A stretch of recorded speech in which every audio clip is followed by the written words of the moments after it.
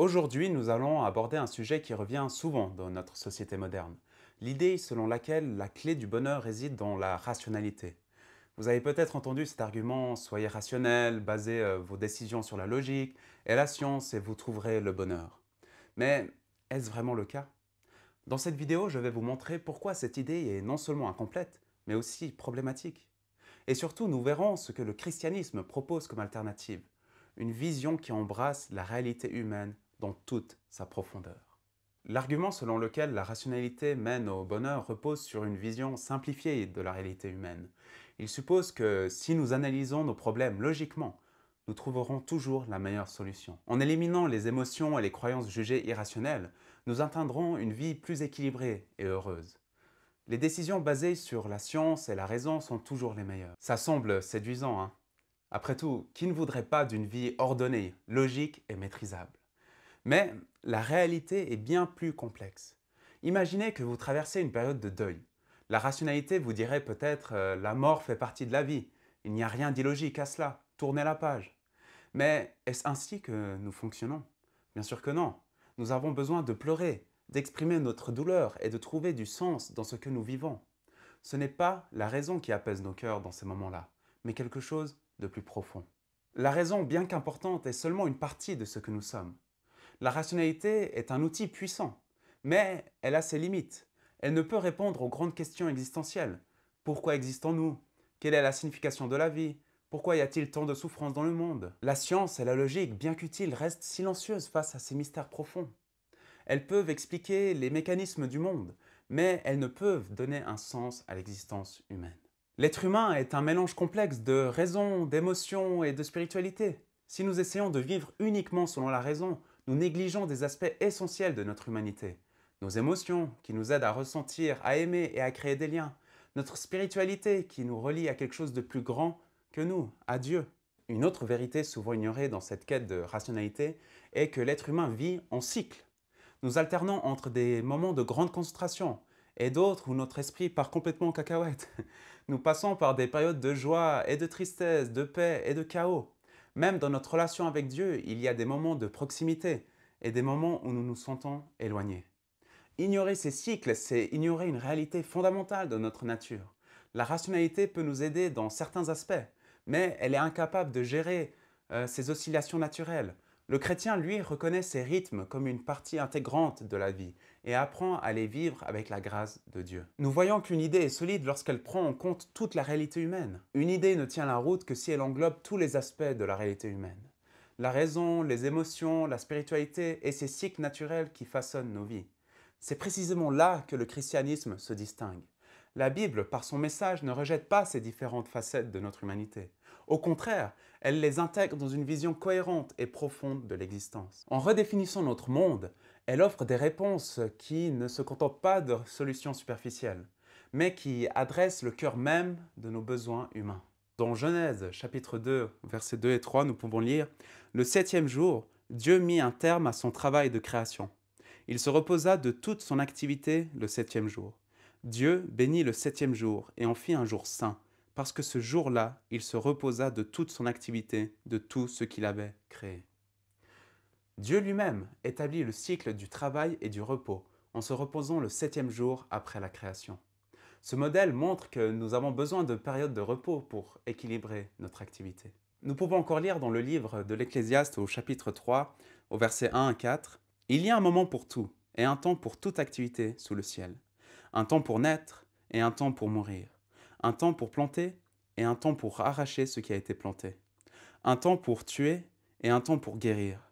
Un temps pour démolir, et un temps pour construire. Un temps pour pleurer, et un temps pour rire.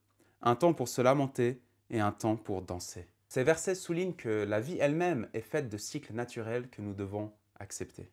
Le psaume 42, au verset 6, exprime ce va-et-vient dans notre relation avec Dieu. « Pourquoi être abattu, mon âme, et gémir en moi?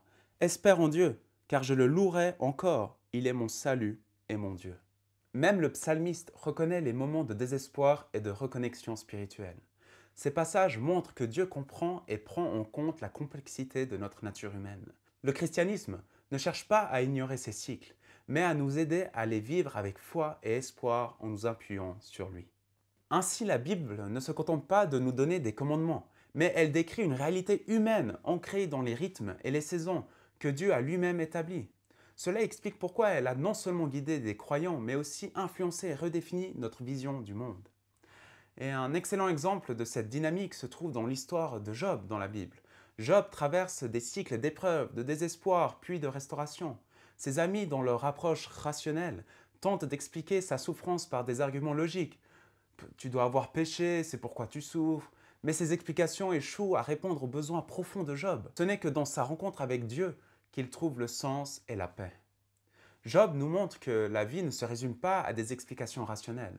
C'est en acceptant les cycles de la vie et en cherchant Dieu au milieu d'eux que nous trouvons une véritable guérison et un vrai bonheur. Le christianisme offre une réponse bien différente.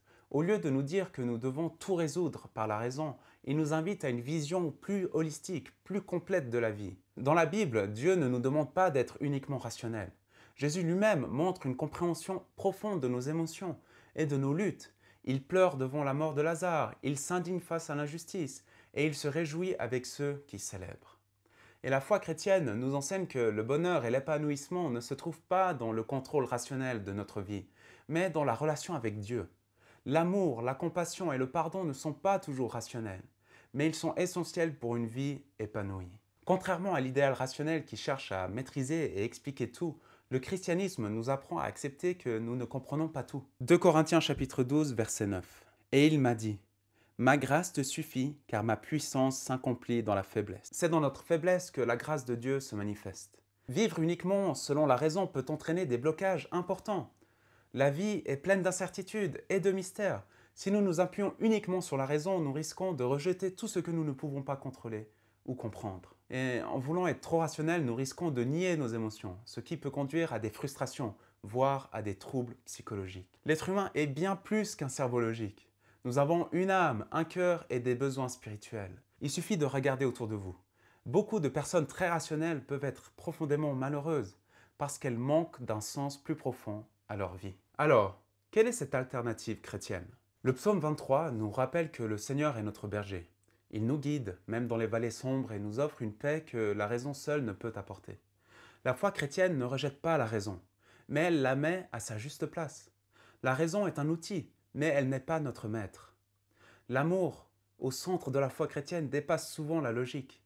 Il nous pousse à pardonner, à nous sacrifier et à servir les autres, même lorsque cela semble irrationnel.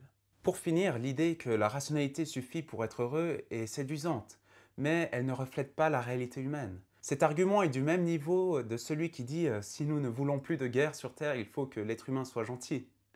Nous sommes des êtres complexes, faits de raison, d'émotions et de spiritualité. Le christianisme nous offre une vision plus complète de la vie, épanouie, centrée sur la foi, l'amour, la paix intérieure et la relation avec Dieu. Des éléments qui vont bien au-delà de la simple recherche du bonheur. Ce n'est pas en nous appuyant uniquement sur la raison que nous trouvons la paix, mais en acceptant notre dépendance à Dieu, qui nous connaît et nous aime profondément.